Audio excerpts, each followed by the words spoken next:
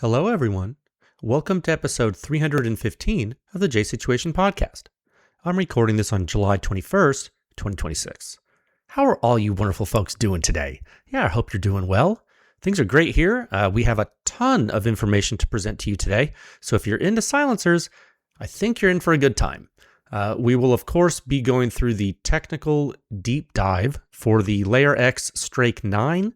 That report was published last week, as is tradition. So on the weeks following publications, we go really deep into the physics to explain things to people.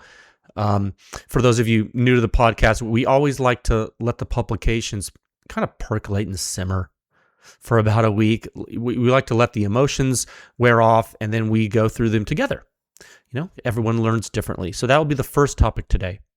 Then next up, we are very excited to be publishing a very long and in-depth report today on the Vorix 30 Ti from T&K Hunting.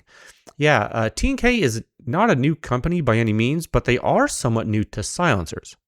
This is their lightweight and compact hunting bolt gun silencer, and they wanted it evaluated in two completely different combustion regimes to fully characterize it.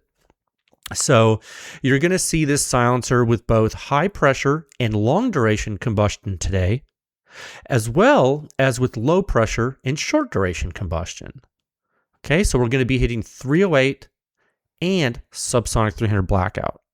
And it's always a good day when we can do that level of characterization for a silencer. I mean, and this one's certainly interesting too. I think the performance may surprise some of you when we dig into the size and the design and all that stuff too. It surprised us. So I think this is probably one of my favorite research studies we've done, simply because of the elimination of variables and the control and the science of it is just so cool. So I'm excited, regardless of brand or whatever, I'm just excited about the testing and what we learned. Okay. So those will be the two topics on today's episode. Well, again, Strake 9 on the MP5 and then Vorix 30 Ti on 308 and 300 blackout bolt. Okay. Let's go on with the show. If you've been here before, welcome back. Thanks for coming again. If you're new to the podcast, boy, welcome. Glad to have you. There are timestamps in the episode description wherever you're listening, and you can use them to skip to wherever you would like. If you want to hang around with me a little bit longer, I am going to read some ads to tell you about the folks that make this podcast possible every week and are the reason why we're well into the 300s in the episode count, which is, let's be honest, for a silencer physics podcast, clinically insane. This podcast is brought to you by Legion Athletics. That's right, because nothing you do, exercise, sports, anything, testing silencers, is worth doing without consistency. You have to do things all the time if you want to excel at them, and Legion Athletics can help you with that. They have whey protein, pre-workout, post-workout, vitamins, minerals, creatine, which is my favorite supplement of all time and should be yours. Do they have everything you need? Well, no. No one has everything you need, particularly your own motivation and hard work and work ethic. But they do have a lot of things to help you. You can visit legionathletics.com. There's a link, as always, in the show notes. And you can use code word PewScience to save money on every order you make. You get buy one, get one, 50% off your entire shopping cart when you use that code. And every time you use the code word PewScience, you also help the podcast. And you keep this going, which benefits literally everybody. So you're going to get discounted supplements that you always buy. You're going to get swole. Chicks will think you're better looking, hopefully. Anyway, get strong. It's important, Legion. This podcast episode is also brought to you by the fine folks at Silencer Shop. Did you know? You might not know, but did you know that Silencer Shop has done a lot, not only for consumers, but also for the silencer industry as a whole? Yeah. Tons of dealers, large and small, nationwide. You know, their kiosk system really helps out. You know, they store all your information in a very secure biometric vault there in the kiosk. There's a little gnome in there that operates it, and he has a gun, and he basically guards it with his life. See, it simplifies your silencer purchasing process. You get a money back guarantee. That's pretty good. No transfer fees, no paperwork errors. Just you and your silencer with no drama. Truly is silencer ownership simplified. Speaking of silencer shop, did you know that there's a silencer shop dealer down in H-Town? Top Gun Range, Houston. Yeah, if you're passing through Houston on business, which I know a lot of you do, and you have some time and you want to, maybe sling some lead, suppressed, unsuppressed, semi, automatic, whatever your leisure is, Top Gun Range can accommodate you with their 15-lane indoor shooting range. That's right, pistols, rifles, shotguns, machine guns, silencers. You can shoot all kinds of things. Check out their firearm rental inventory, which is the largest in the entire state of Texas, on their website, okay? Check them out on Instagram at Top Gun Range. They like the memes. This episode is also brought to you by the fine folks deep in the heart of Texas in Capital Armory. That's right, longtime purveyors of NFA items, silencers, machine guns, SBRs. They don't just hawk them. They're also enthusiasts themselves. It's like the hair club for men is like, I'm also a client or something like that. It's like, that's an old commercial. Anyway, Capital Armory is pretty good. They're actually silencer people. Specifically, yeah, we talk about NFA on this podcast a lot, but let me tell you something with regard to silencers. Capital Armory folks know silencers. These guys, they're a pretty big dealer, but the people running it, this pretty close-knit group of people, and let me tell you, we have had technical conversations at the enthusiast level about silencers, and they are knowledgeable.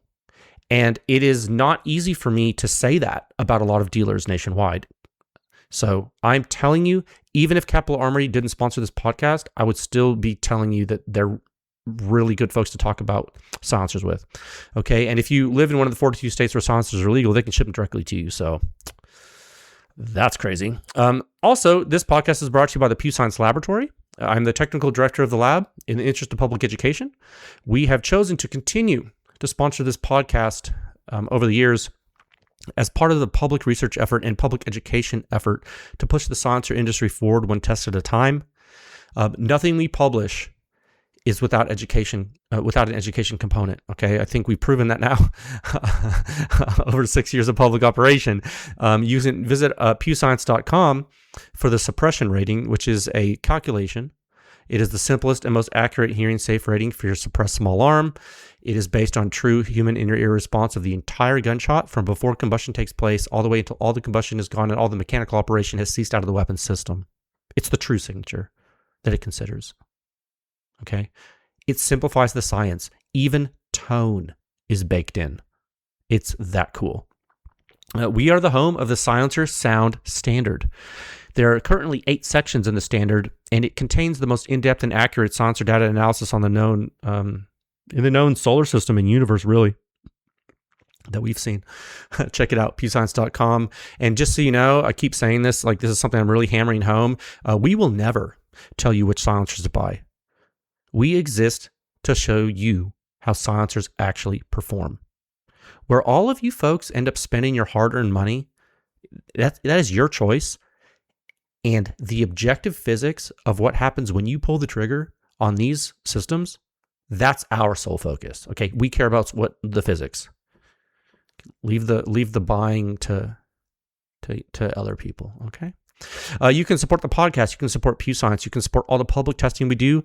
Everything we do. You can keep the lights on by joining with a membership at pewscience.com, which is really cheap.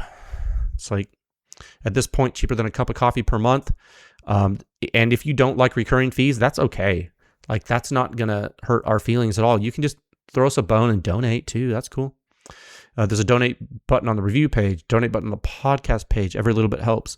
One thing you should know, if you do join, you get more data. And the reason you get more data is because we give that to you as a thank you for supporting our lab. It's only fair. Okay? But if times are tight and money's tight and you don't want to spend any, don't. Something that's free and doesn't cost you anything is just your goodwill of rating the podcast highly on the providers. Like and subscribe, spread the word, let folks know that silencers guns are awesome, and we will all work together to normalize the use of suppressed small arms worldwide. 2 topics have been prepared for you today. Like I said, we'll do the technical deep dive of the LayerX Strake 9 MP5 testing. That was report 6.231 with accompanying hazard map brief 8.1.28. And then topic 2 will be the report published today, which is a double header, report 232 with the Vorix 30 Ti and 308 and 300 blackout with accompanying hazard map brief 8.1.29. So you can imagine how insane this podcast is going to be because there's a lot. So we're going to hit topic 1 at a time of 10 minutes. And 12 seconds. Bum, bum, bum. Okay, topic 1. Sound Signature Review 6.231. LayerX Strake 9 MP5 testing. It has been a full 3 months since you've seen the MP5 from us, but better late than never. So I would like to welcome back all the subgun people. Welcome back, subgun people. The Strake 9 was introduced as a relatively light and compact subgun silencer. Yet another company entering the 3D printed space that will not slow down. That's okay. And so this is a hybrid design, low back pressure. You all want to know, well, what happens when the silencer is small? Can it beat the HUXWRX stuff at its own game? So we talked about that in the intro. You saw it in the report last week. And I'm going to break this topic into subtopics A through F. Okay. And I think that's going to be like, we're going to do intro and recap, the Strake 9 overview, and I'm just going to give you like a general overview of the silencer. Then we'll get a little more complicated. We're going to talk about the technical design of the Strake 9 and the functional physics of how it operates. Then we'll look at human risk spatially in the hazard map brief 8.1.28. Then in subtopic E for echo, we're going to go into the deep dive into the physics and the performance of the silencer directly from the published report. And then in subtopic Foxtrot, I'm going to go through performance comparisons with you so you can get a feel of relative performance to other systems, and I'll give you overall thoughts.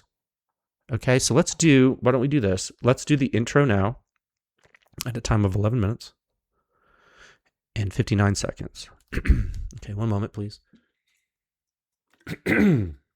Okay, so to intro this silencer again, just so you remember what we were talking about last week, so I don't lose you off the bat here, and what the silencer is for and everything. I was thinking about this before I sat down to record, and I think it's so cool that people are still making small silencers. Like a long time ago, we really just wanted the big silencers because we just wanted things to be really quiet. That was actually a very pervasive opinion in the silencer community. Now, we still want that. We still, and to be clear, I'm talking about the collective we, like me, you, everyone that's honest with themselves. But there's something to be said about a compact silencer. The LayerX Strake 9 is certainly compact as subgun silencers go. And in keeping with the times, high flow rate and operator protection were its main design goals, according to the designer. And it's also able to suppress intermediate and full-size rifle cartridges in addition to pistol cartridges. So you can not only put it on the MP5, you can put it on 5.56 or 308 if you mind your P's and Q's. Okay.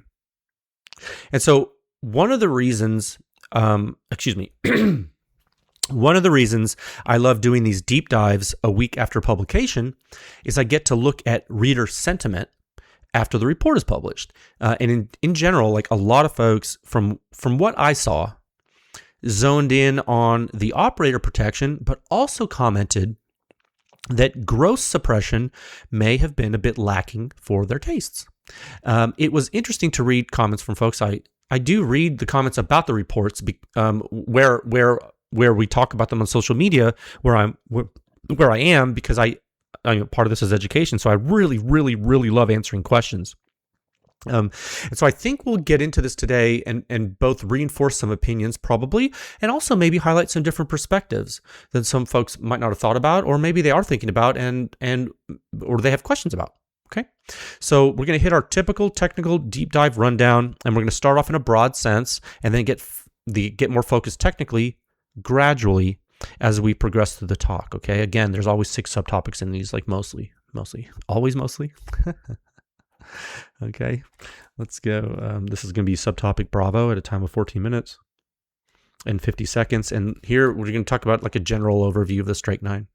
Where is this guy? I have him in front of me. Yeah, here you are, little guy. Don't worry about that little guy. 1.5 inches in diameter, 6.4 inches long without a mount. So for a subgun can, I mean, that's small. It really is, like really small. And I know people will bring things up like the Silencer Co. Omega 9K, but I have some news for you. That's a high back pressure pistol silencer people pretend is a subgun silencer, okay? The Strake 9 is actually a subgun can that you can pretend is a pistol can. Okay? I know. I'm saying it. No one told me to say it. Probably people are not happy with me saying it, but when does that stop me? So we tested this on the MP5 with a direct thread mount that increased the total length to 6.8 inches. So that is, of course, variable. You could, for example, run this on a 3-lug too. That would be interesting. Knock yourself out. The back end is hub. So there are a variety of mounting systems possible. You could, if you were so inclined, install a hub-compatible inertial decoupling assembly, complete with a piston and spring. And, something like that to run it on a tilting barrel handgun if you were feeling frisky there. And, and with today's sighting systems, you could aim over it with a red dot or something if you're okay with the 8.5 ounce weight plus the weight of the piston system, whatever that would weigh, probably more. Maybe that could be okay for you on a pistol. Now, is it going to perform well on a pistol? Based on what we saw in the test out on MP5, it could have some sweet low back pressure, to reduce that ejection port blast on a pistol, which as we know in Pew Science research is extremely important. Again, given what we saw in this test, that might be reasonable. But we'll save that question for later because we haven't done that test, so I don't want to speculate too hard. The silencer is 3D printed titanium. It does have wrench flats at the proximal end of the silencer, which is refreshing. The silencer finish is smooth black. In my opinion, refreshing. The end cap is fully integrated into the 3D print, and it is not removable. So from an exterior view, very no frills, relatively lightweight, relatively compact, adaptable silencer, strong enough you could put a rifle round through it if you wanted. Now, based on its MP5 performance, I'm not sure if rifle use would be setting any records, but that's okay. It's a subgun can at heart anyway. Just again, this is a general overview. So let's get a little more technical now and look at the actual design of the silencer in subtopic Charlie at a time of 17 minutes and 49 seconds. One moment. Okay, yes. Strake 9 silencer design and functional physics. Gosh, I love this part. So when you look inside the first expansion chamber of the silencer, also called the blast chamber, you will see immediately that they did take advantage of additive manufacturing, but not in an overly exotic fashion, really. Like, it's not crazy. One thing you may recognize from historical research is vertical ribs on the baffles, and the baffles are also stepped cones. And I'm using that term in a very specific way. I believe them to be classified as stepped cones, in that if you looked at the cone profiles from an elevation view, you would see a bifurcation in the slope. Okay, so this, in other words, like this probably brought some efficiency without doing a curve. You feel me? Instead of a curve, it's a bifurcation. It's bifurcated slope, or another word for that is a bilinear slope. Two lines connected at different angles. I don't know how many other ways I can explain that. The ribbing buys you surface area without complex geometry.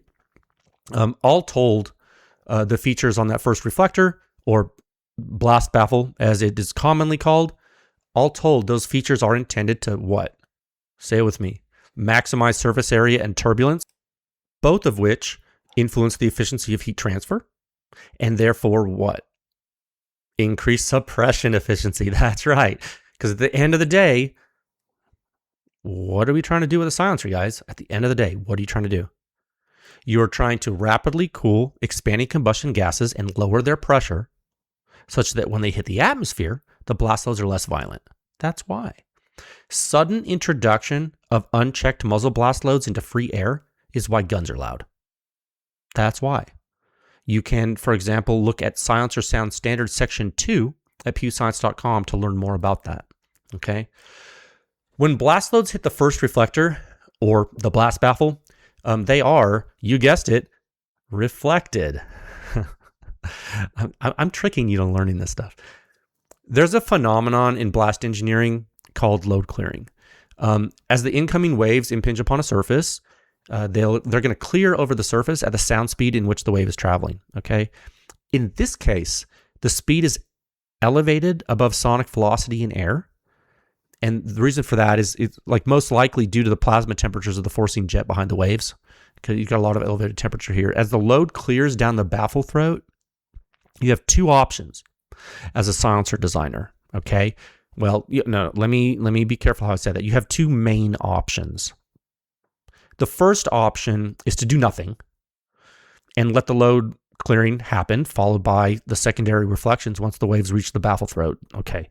Every time you get a load reflection, you get an amplification. And what happens then? You ramp up your blast impulse. Okay. Remember, blast pressure amplified over time applies momentum. The potential to transfer that momentum is called impulse. The integral of the pressure history in the time domain is impulse. As you can imagine, that will what? Drive up back pressure. Literally. Most literally. So, if you do nothing and you let the load clear, but then stagnate and reflect, you will drive up back pressure. That is your first option. So what is your second option of the two main options in this initial part of the silencer design?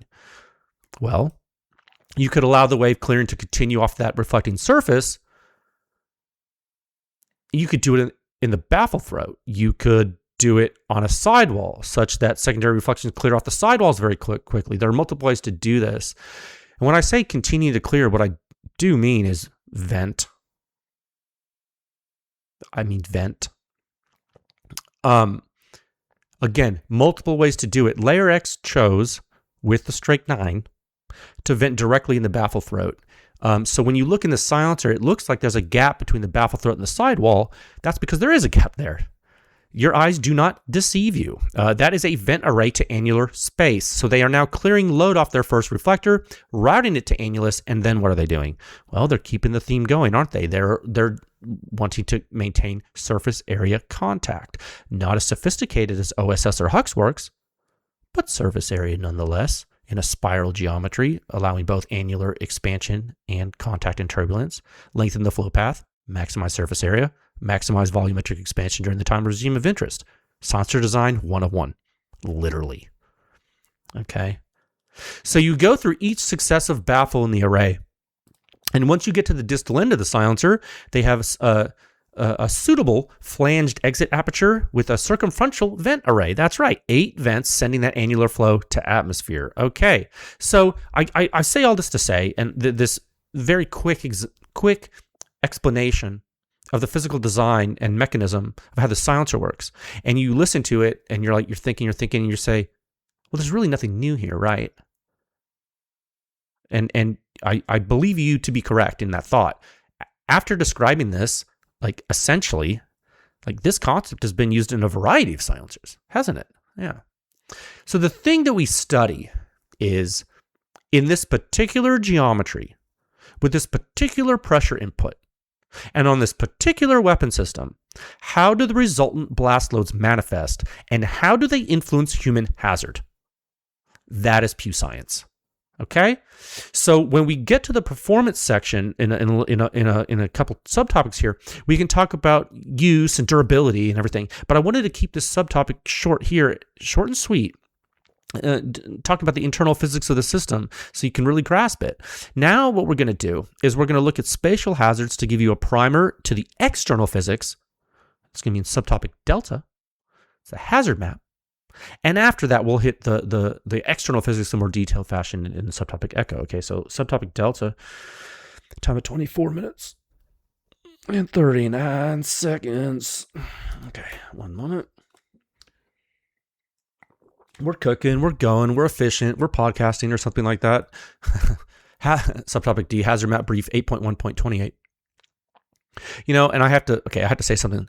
I swear, PewSoft HD and hazard maps have got to be the coolest development in the silencer industry since PewScience. Obviously, I'm biased saying that, duh, because I created the code. But, dude, I will say, never before have we had such an educational tool to explain physics and hazards of silencers. I don't care, love it or hate it, never before have we had something so cool. I mean, it's just, I am so dang tickled with this.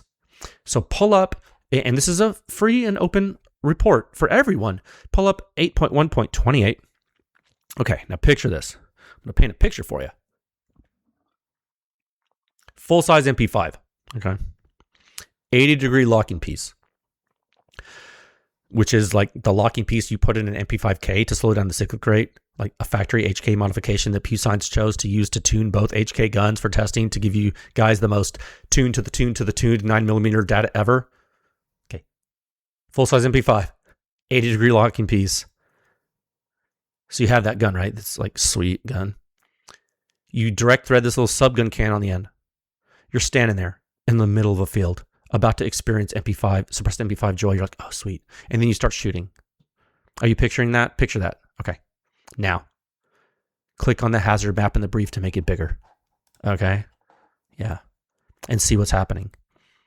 Remember, you were shooting a tuned MP5, so your roller delayed unlock is actually even more delayed than normal, isn't it?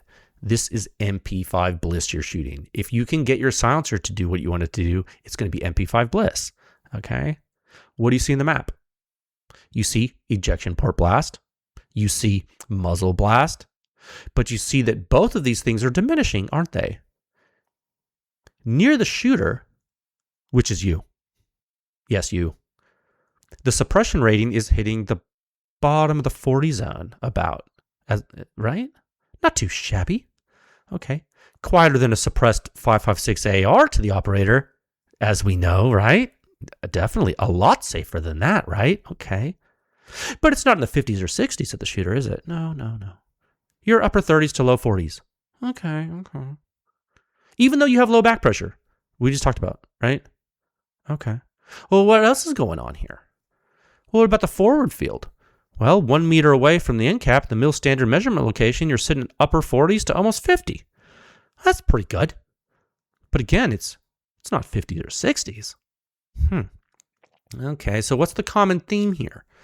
Well, clearly it's not the MP5. I mean, it's roller delayed blowback and also tuned with an 80-degree locking piece. And it does have back pressure, but it's not a direct blowback gun or anything. And the last subtopic, we already spoke about how the Strake 9 is venting in the blast chamber early to annulus and then expelling that gas to atmosphere from its distal vent array. So, okay, we know the back pressure is really low there already, just from what I've told you about. So why are the suppression ratings somewhat lower and more hazardous than, say, I don't know, with the PTR Vent 2 or a Cat Mob? Well, it's the muzzle suppression. It's the distal flow rate, which is really high. The blast waves are expanding and they are influencing operator hazard, even though they're happening down at the muzzle. They are adding hazard to the operator's location on top of the ejection port blast hazards. This is called hazard superposition, also known as blast overpressure superposition, something you folks should be extremely familiar with after reading a PewScience report for the past 6 years. It is inherently how reciprocating suppressed small arms systems work. The hazards from muzzle blast and ejection port blast coalesce. What the map is showing you is a 5-shot average of the entire hazard field with contours. These contours are created by computing the suppression rating of a full time regime blast overpressure waveform every 3 inches in space. Okay? And this is a 3x3 meter square grid. So you have over 8,600 waveforms that are analyzed to create the map do the math. That's how these are made. So the bottom line is you're safer when shooting an MP5 with a LayerX Strake 9 than you would be if you shot it unsuppressed. No question. And that's good. You also have an operator suppression rating that's higher than if you were shooting a very higher back pressure silencer. And that's good. And it's a tuned gun, but it's still helping. It would probably help more if it wasn't tuned. Now ask yourself, excuse me. Now ask yourself, what happens if you shoot near a wall? Since the system is louder up front, will reflections impact the shooter more readily compared to something quieter up front? The answer is yes. So keep that in mind. We've had this thought exercise performed for many years. You may be thinking HUXWRX in your mind too. Similar concept, not the same, but similar concept. And we can go deeper with this map, but in the interest of time, what I would like to do now is go into the external blast physics because besides the spatial map, I want to show you more detailed external blast physics because I want to show you some things that will prove to you that this silencer is doing what we were saying it is doing. Okay, and we will do that in subtopic echo at a time of 30 minutes. Oh, my pen stopped working. Hold on. Oh my God. Professional. 30 minutes and 58 seconds. He's professional. I heard he was an engineer, but I don't know. Subtopic E. Strake 9 silencer performance. Okay, this is the physics here. Let's do this. I'm going to close this and I'm going to go to the full report, which is 6.231. Okay, and again, if you're a Pew Science member, pull it up. If you're not a Pew Science member, pull up the free version on the website. We will not leave you behind. Okay, almost everything at Pew Science is free on purpose. Okay, buckle in for some really, really clear and high fidelity reasons why you wished you would have learned blast physics in school.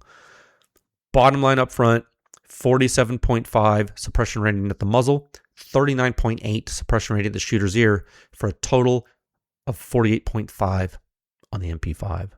Okay, these are mil standard measurement locations, full time history, blast overpressure data used to feed the suppression rating model to calculate the suppression ratings I just gave you.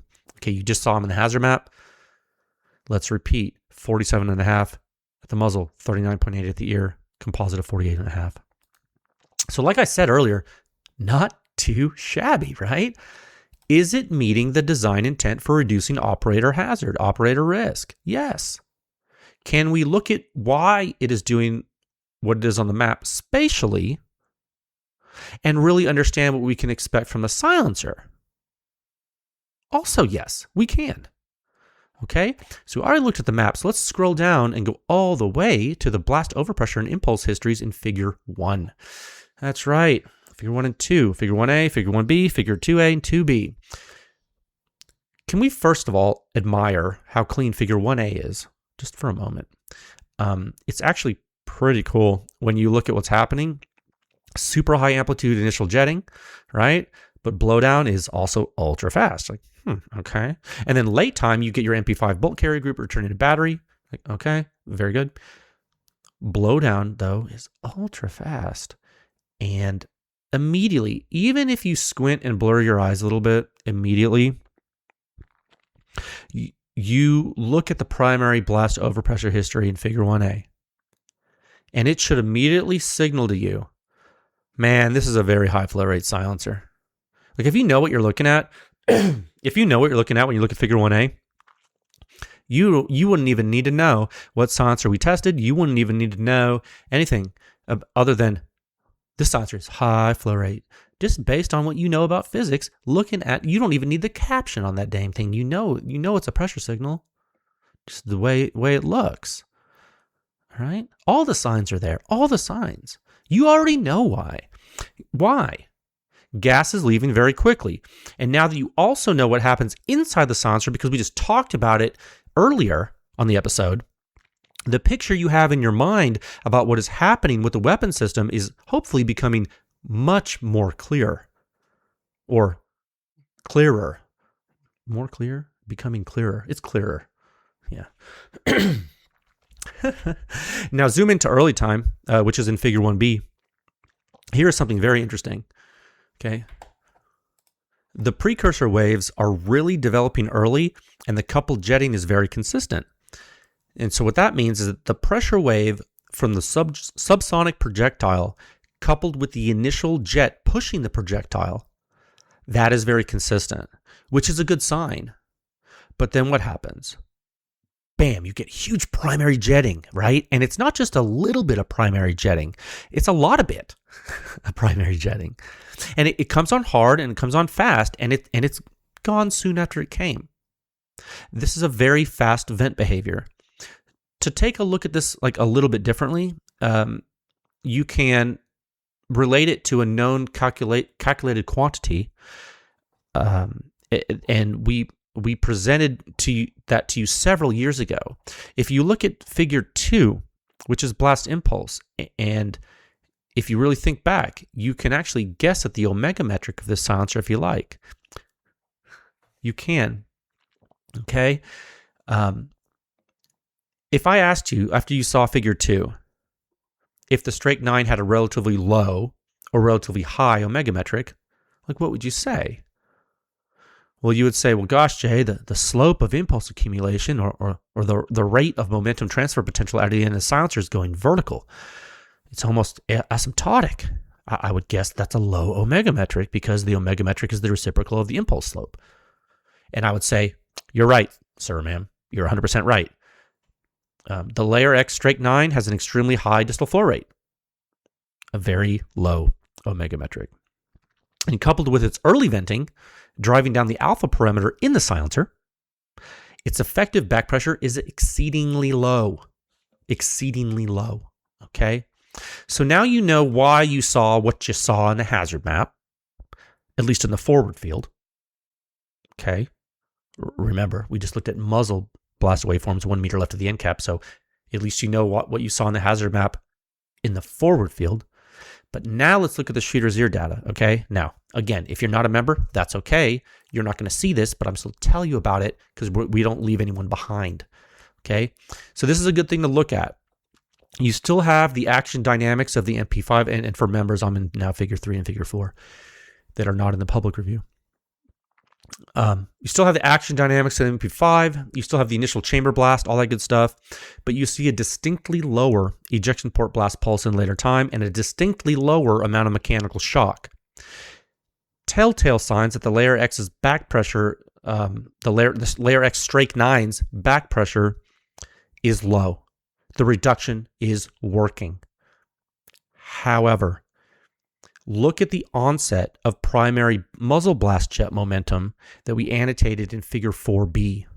Okay? Look, members, see how steep that slope is at around, it's around 30 point, so divided by 6, 30.3 milliseconds in figure 4B. It's annotated onset of primary muzzle blast jet momentum in the figure. Okay? You see how steep it is. You should see that. Do you recognize that steepness from the muzzle waveforms too? You should. Why? Because it's the same physics. What does that tell you? It tells you that is muzzle blast driven momentum at the operator's head nested with ejection port blast. What does that mean? That means that all the low back pressure in the world isn't going to help you get that suppression rate of the shooter's ear higher because why? The muzzle blast is coalescing. That's right. This is definitive proof of the physics, and I hope it proves a concept that you should already understand. If you don't understand it, or you didn't understand it before this talk, that is okay. That is why you're here listening to the podcast and why you read the reports. If you want me to explain it to you personally, please email tech@pewscience.com. That's tech@pewscience.com. There are no dumb questions. I will help you understand this. I will help. It is my mission to help you understand it. Okay, now before I forget, let's talk locking piece really quick. So I think I told some of you I would. Okay, here's the thing with that. If you don't use an 80-degree locking piece and you use a normal MP5 locking piece, your ejection port blast is going to increase because the unlock is going to happen faster. You understand that a reciprocating weapon system By keeping the chamber, the bolt closed longer, you let the chamber blowdown happen for a longer period of time. So when it opens, you're lower on the blowdown curve. Lower initial pressure means lower ejection port blast. Understand? Okay, that's like the long and short of that. The 80-degree locking piece angle makes it so that you further delay the bolt opening, which also lowers carrier speed. Now, the whole point, actually, remember, we talked about this. The whole point is to lower the carrier speed and thus the cyclic rate of an MP5K submachine gun to make it more controllable with full auto fire. That's why the 80-degree locking piece even exists. But a tangential benefit to us silencer lunatics is to delay the unlock further and make things quieter and safer for the operator. Okay, there are multiple benefits of the mechanical operation of using the 80-degree locking piece. Okay, the more you know. So I did an in-depth episode on the mechanics of this somewhere. So click MP5 in the metadata tag on the podcast episode page on the website, and you'll find it eventually. I mean, again, we're in like the 300. It was episode 315, so I can't freaking remember when I told you everything I've told you, but I do remember everything I've told you. I know I've talked about it, I just didn't know when. Okay, cool. Okay, let's talk about performance comparisons now. And let me give you some overall thoughts in subtopic Foxtrot. At a time of 40 minutes and 46 seconds. Oh man, we're making decent time. That's cool. One moment. Okay, so this is going to be good. The fastest way to get to the heart of comparisons is, besides the rankings section of the standard in section 7 there, it's probably to look at figure 5 in the report, which will do you right. It's the bar chart here. These bars will help you visualize this quickly. It's good visual for you. You were sitting pretty close to the shooter's ear with the Strake 9 to like the Otter Creek Labs Lithium, the Universe 36, the Short and Long Wolfman, and really even the Phoenix, which is a big old Mark 9 tribute. All right. So all those silencers that I just mentioned are higher back pressure than the Strake 9, aren't they? They are. So why are their shooter's ear suppression ratings similar, though, if they're higher back pressure? Well, ejection port blast is there, but they also have a higher degree of muzzle suppression performance. So the waveform's ending up robbing Peter to pay Paul when it comes to damaging your ears. You're trading back pressure for overall field suppression. If you shoot a Phoenix on an MP5, it's going to sound way quieter to everybody compared to a Strike 9. But rest assured, in the free field, the operator risk will be similar on a tuned MP5. Rest assured. That's what the data and calculations show. So now maybe you don't tune your MP5 and you just use the normal locking piece.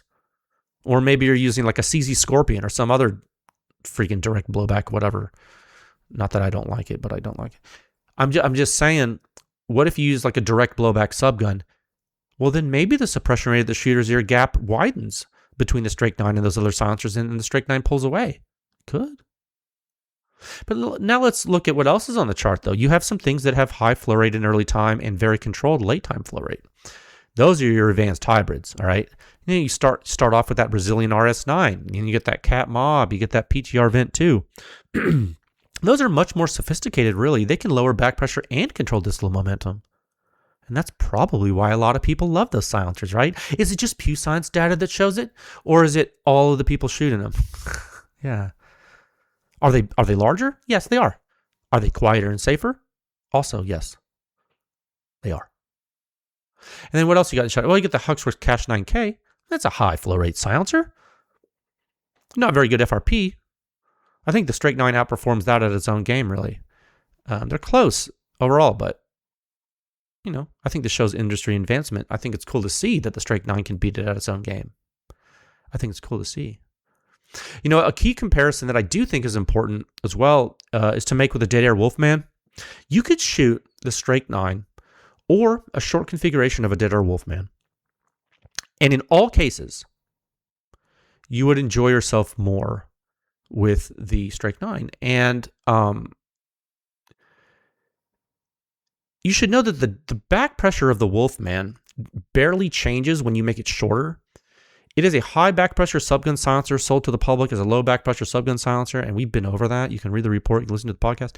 So if you do have a Wolfman, just know, if you're using it in the full config, it's going to be quieter. But if you ever use the short config and you wonder what the Strike 9 does, It's really similar to the short configuration of a Woolman, but with less blowback. And blowback is not ejection port blast. Blowback is gaseous, noxious fumes that are happening in late time. Okay. All right, now let's also talk about durability now, because this is a titanium silencer and also rated for rifle cartridges, so I'd be remiss if I didn't speak about it at all to you. So first off, for a submachine gun, we used to use aluminum silencers all the time. So if you're a titanium hater, which is fine, I need you to relax for a second, because a subgun can. Now, secondly, some Magnum rifle silencers are titanium, so that's good to know too. The question is, what are you doing with the silencer? If you're going to be mag dumping with 5.56, this is not the silencer for you. If you're going to be doing a lot of short barrel 308 battle rifle blasting, this is probably not the silencer for you. If you want a subgun silencer that you can also put on a hunting rifle every once in a while because you just need to take a shot at a deer and don't feel like buying multiple silencers, maybe the LayerX Strake 9 is for you. Contact the manufacturer for your exact use case and they will be able to help you, okay? So big thanks to LayerX for trusting us to perform this work. We are actually one of 2 labs that they contracted to evaluate the silencer. I hope we did a good job.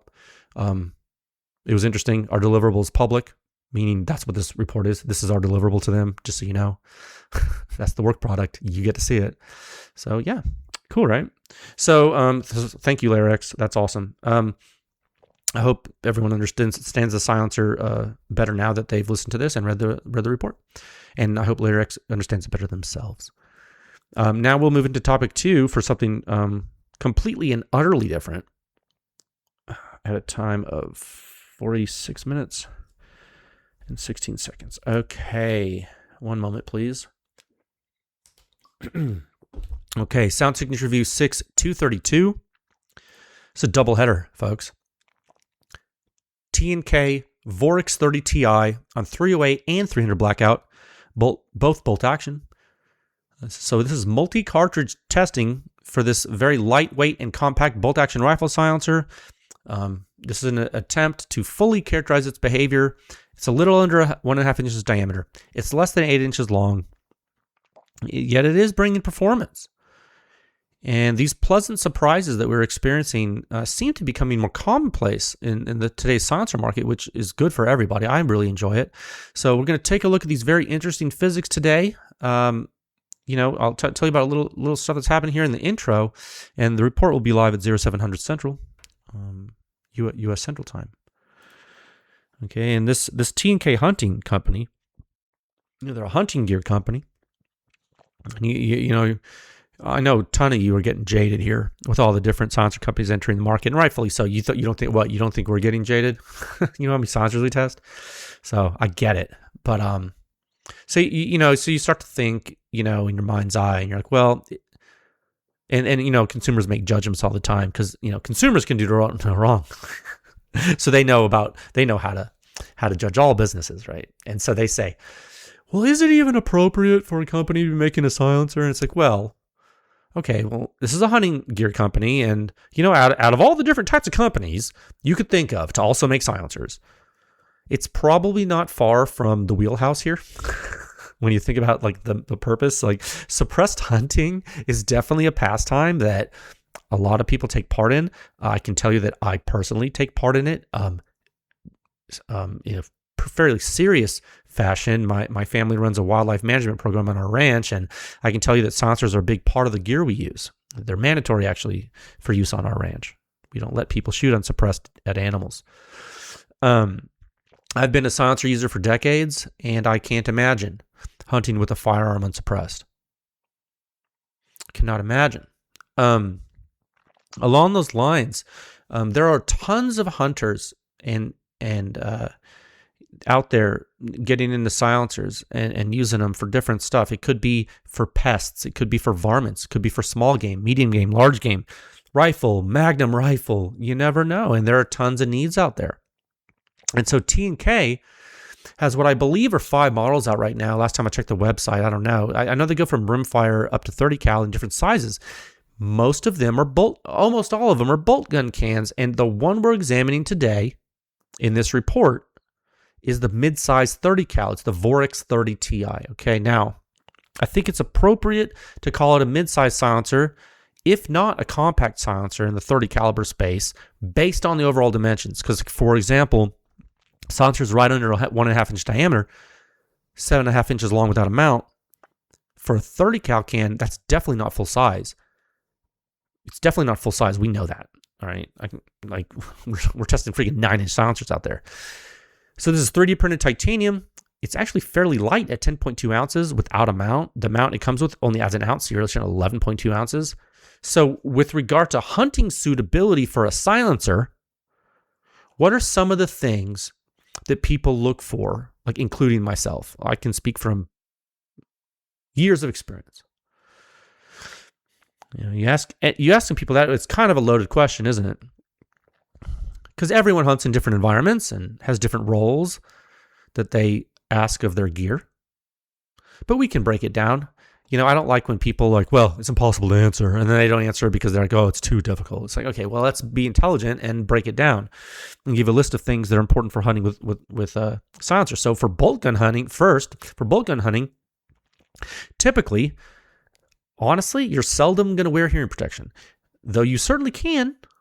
But the reason why you seldom are is because you typically want unencumbered audio input for your surroundings.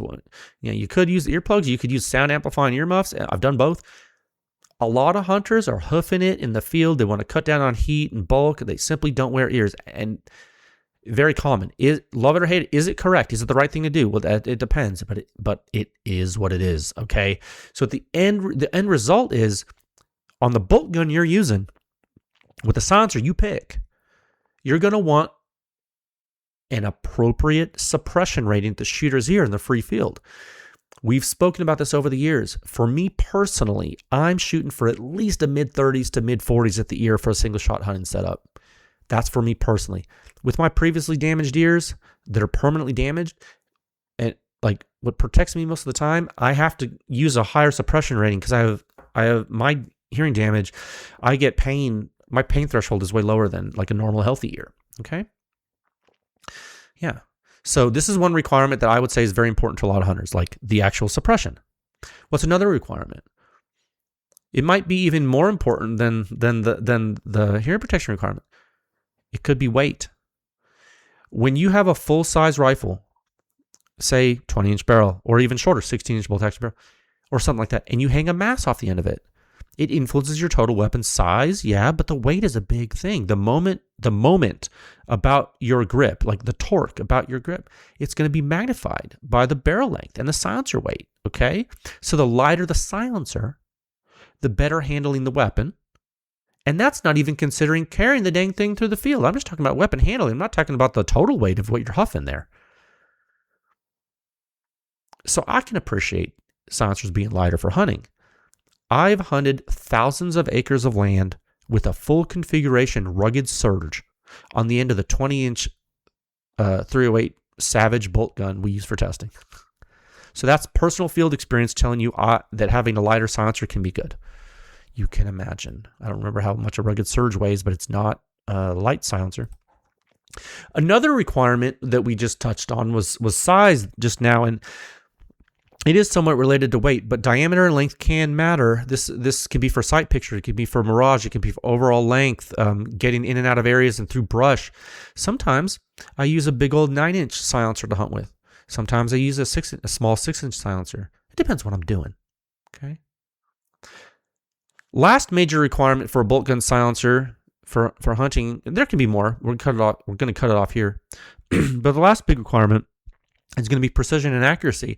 I can tell you that some silencers shift your point of impact more than others, and I can also tell you that some silencers will induce greater dispersion than others. This is something that, a lot of folks have been talking about for several years.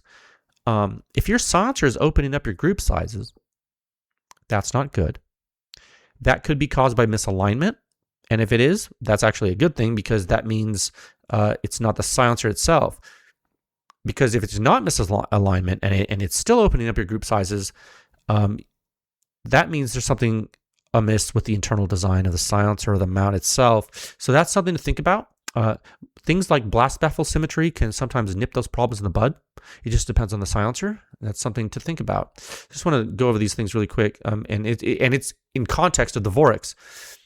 Because those are four. What was I? Four. Yeah, I just said four things, right? What I say? I said suppression, weight, size, and precision. Those are four really big requirements a lot of folks have for bolt gun hunting silencers, including myself. So what did T&K do with the Vorix? Well, they tried to tackle them all at once. So when they came to Pew Science, they wanted to know, well, okay, what is the combustion doing through the Vorix? How is it satisfying the shooter protection requirement? Is it consistent? Is there anything they need to know?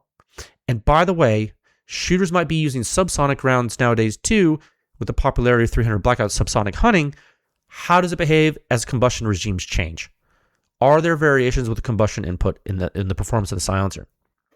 And so Pew Science has answered these questions for T&K, and they gave us permission to publish a report that answers them so that you can see the answers we're giving to them publicly. That is how Pew Science works. Cool, right? You're literally witnessing the process. We're giving you, in every client-funded review, we're giving you a behind the scenes, we're giving you a peek behind the curtain into a client wanting to know what their silencer did. And you get to see it as soon as they do. That's how we designed this. And it's working, and it's pretty cool. It's very rare to be able to see something like that. So today you're going to see this 3D printed titanium silencer that is 10 to 11 ounces and 1.5 inches of diameter attempt to suppress 308 and subsonic 300 blackout, 20-inch barrel and 8-inch barrel respectively, in one big report. And you will be able to see the silencer's fingerprint and how it manifests in two different regimes, which is so cool. And you're going to see commonality. You're going to see the differences. You're going to see the FRP in the different regimes. You're going to see consistency metrics. Everything's there. And as hunters, you will see the free field hazard maps to give you an idea about, hey, are we good to shoot this near a cliff face or not? What's going to happen in those situations? How should our expectations maybe shift? Does my buddy need to stand back behind me, or can he be right next to me? And to top it all off, you folks need to know something else. And we're going to go over this in excruciating detail in next week's deep dive. This silencer is 3D printed, but it is not exotic inside. That means that in order to achieve this honestly pretty high performance for the size, they had to optimize. So this company used additive manufacturing for rapid prototyping. And I was talking with someone the other day, and I said, sometimes I feel like people don't give 3D printing enough credit when it comes to prototyping. I think that's a huge benefit. You don't always have to have an alien silencer. Sometimes a good old traditional practice in the silencer design, when you optimize it through experimentation, it's going to give you really, really good results. And I do think the Vorix 30 Ti is an example of that, based on our test data and engineering analysis of that test data. I'm giving you opinions based on objective fact, but they're still opinions, but they are based in fact. Okay, this isn't like, I'm not saying, oh, I love the color. No. I think this is performing well, objectively. So check out the report. It's live at 0700 in the morning for you. Again, one silencer, two weapons. Long duration, high pressure combustion with 308 from a 20-inch barrel. Short duration, low pressure combustion, subsonic 300 blackout from an 8-inch barrel. Full rifle cartridge versus pistol cartridge. Same caliber, size, same silencer, different combustion. Really awesome. This is what Pew Science absolutely loves to do. Excellent case study in performance and physics. So big thanks to T&K Hunting for trusting Pew Science to perform this independent third-party performance validation. We are told our results mirror their experience, and that's what we love to hear. Enjoy the report. Let us know your questions. We will answer them on the deep dive next week. Be good. Stay safe. I will talk with you folks again soon. All right, bye.